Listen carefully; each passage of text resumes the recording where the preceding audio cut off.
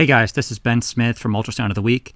I'd like to provide a quick tutorial on a new resource that I'm launching today. It's a website called SonoClipShare.com. This is a website that's specifically designed for an individual to upload their ultrasound images and clips and then share those archives with a number of individuals. This resource is designed specifically for education and quality assurance and allows anyone to share clips with another individual at any place, anytime. When you go to the website, it's www.sonoclipshare.com. You're presented with a pretty simple login screen, and you hover over the sign in button and click login. And you can log in two different ways. You can either log in with your Google Gmail account or with your individual email account. It's a little bit beneficial to log in with your Gmail account because automatically your Google contacts get pulled into your address list. Or you can log in with your individual email address that's from any other provider. And if you do that, you're able to then upload your contacts at a later time. So if I log in with Google, I can just click one time and it should log me in. I'm immediately taken to a page called My Archives. The website is set up over here on the left side with a general menu. And if you click on this little flyout menu, it'll show you what each of these icons mean. My Archives, these are the archives that I've uploaded, shared with me. Those are archives that if someone else has uploaded and shared with me. Add an archive is pretty straightforward if I want to upload a new archive. I can search for previous comments or the name of previous archives here. I can also, under Tools, there's an app to download to help me upload de-identified images. Preferences is just email preferences on when I get notified if someone's shared an archive with me or if someone has commented on one of my archives. And then Help's kind of like a frequently asked questions. And then if you see a bug, you can report it here. So at the very top, let's go ahead and start with My Archives. When you first log in, you're going to be taken to My Archives. From the left, you've got archive number. You've got the name of your archive. If you want to rename, you can hover over that, click that, and edit the title. Let's call this CHF Echoes 1, and then hit enter, and it renames it.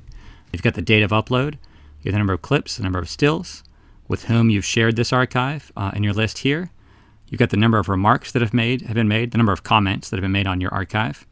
And then right there, you can see that I have unread remarks on this one. So once I click on this archive and view it, again, it's my archive, but someone else has commented on it. I can, once I click on it and view those comments, that little mail icon will go away. And then you've got actions. So from left to right, you've got view, the play button is view the archive. You can share the archive. You can add more clips to that archive, or you can download the archive. And then the last thing is to delete your archive. So let's say I uploaded this CHF Echoes 1 archive and I want to share it with someone. Let's say I want to share it. So if I click the share button here, I can now start typing. This is, again, it's going to pull my contacts list from Gmail. And if I just start typing a name, it should pull up that person's name, and then I can click on it and then click send here. And that will send that person an email, give them access to this archive, and put their name in this list. If I'd like to then revoke that person's access at a later time, I can click the little trash can next to their name. If I want to add more, I can just click the add more button and drop my de-identified clips onto here. And again, to download is pretty simple. Just push the download button. When you download an entire archive, it'll actually include all clips, stills, a little HTML viewer, and the comments that were made on that archive as well.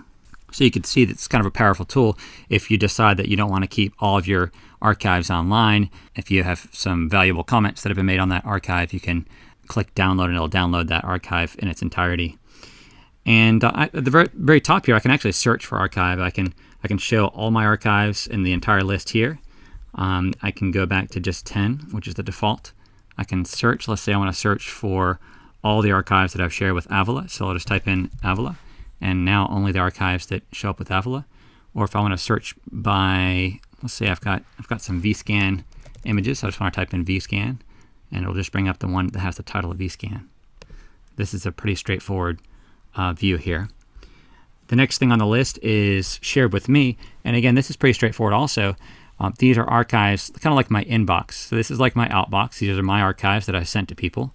And this is my inbox if you think about this kind of like email. So the sudo inbox is called share with me, and you can see that some of these are kind of bold and some of them are a kind of a lighter font. The bold ones are the ones that I haven't looked at yet. And so these are archives that someone has sent to me. So I've got the title over here. Of course, I can't edit the title because I don't own the scan. The date it was created, the date it was shared, the number of clips, number of stills, the owner of that archive, the number of remarks on it, and then I can either play it and I can also download that archive just like I could on the My Archives page, which is convenient. The next thing on the list is add a share. So if I click that, I can create a new archive. Let's just call this Janice Echoes and click OK. And now I can find my clips and stills and then just drag them onto this page and they'll get uploaded. And I can click right here and go back to the archive and actually view it and add comments and share it from here as well. This is the view archive page. And I can get to this from, of course, my Archives page. If you look right here, Janice Echoes right here is the third item on the list. It's my newest archive. The reason it's not at the top of the list is because the archives that have comments that I've not read automatically get sorted to the top of the list. If I wanted to sort by date, I could just do that. Click date twice, and now you see they're in actual numerical order. And so Janice Echoes I just uploaded. I can see there's 2 clips, 4 stills. There's no remarks right now. If I click View Archive here, this is the View Archive page. This is what it looks like when you view either your archive or an archive that's been shared with you.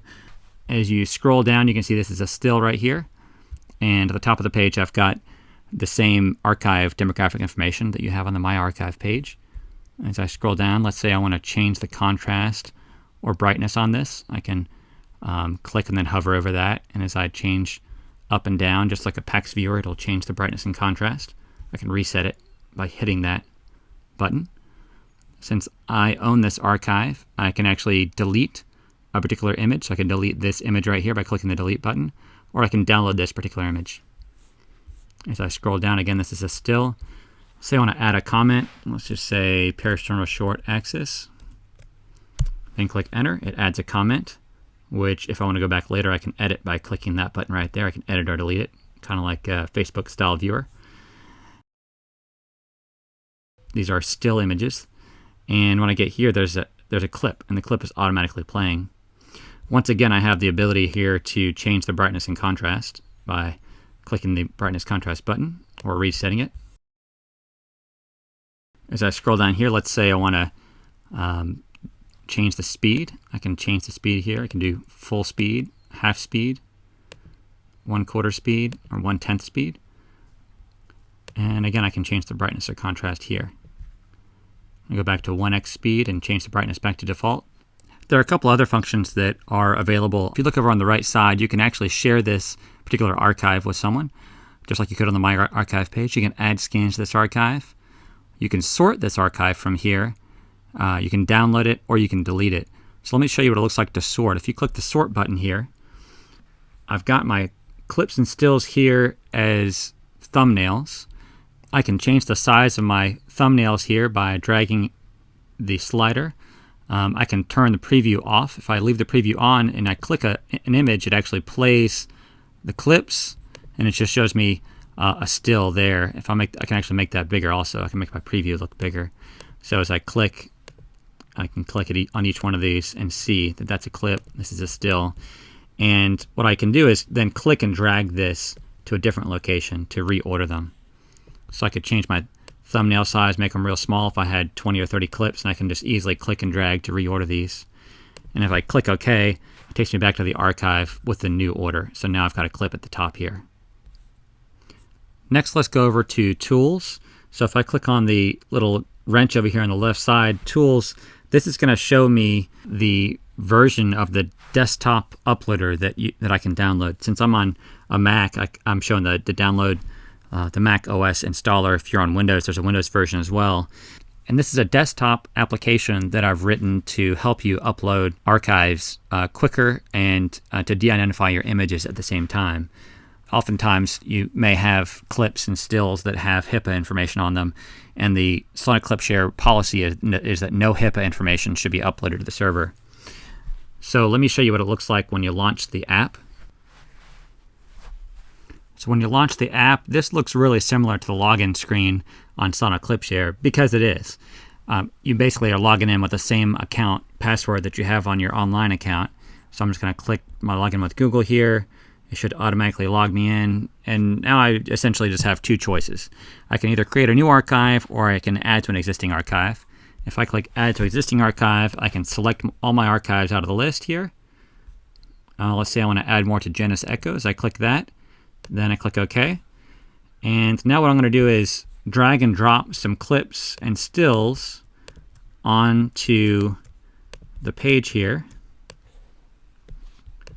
I can then add more if I need to from another folder, but I can go ahead and click Next. And it shows me a preview thumbnail of what it's going to look like with the default crop setting to take off the hip information from the top of the clip. If I click Change Crop, I could actually go on here and select the information. You see it says the medical record number and the patient's name. I could select right there and click OK. And now it's going to recrop them and show it to me. So I just scroll through to confirm that that is what I want them to look like. And then I click Crop and Upload. And that is essentially what the whole app does. You can create new archive as well. I'll show you that in a second. And now it's uploading them to the server in that same Genus Echoes archive. Now I can create a new archive.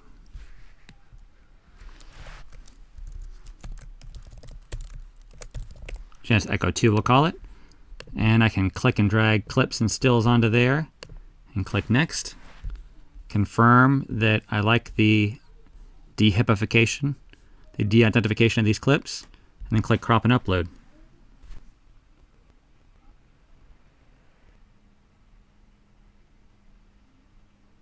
Once the new archive has been uploaded, I'm presented with a link that I can actually click, and it should bring me in the website to that archive that I can then go through, add comments, and share with someone. So that is SonoClipShare.com in a nutshell.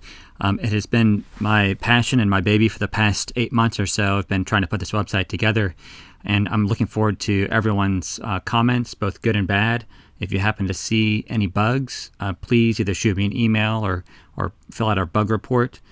The website is 100% free right now, and hopefully it'll gain some traction and get some use. At a later time, if I need to, I may have to charge a small fee just for archiving images to keep up with hard drive space and maintenance of the web server.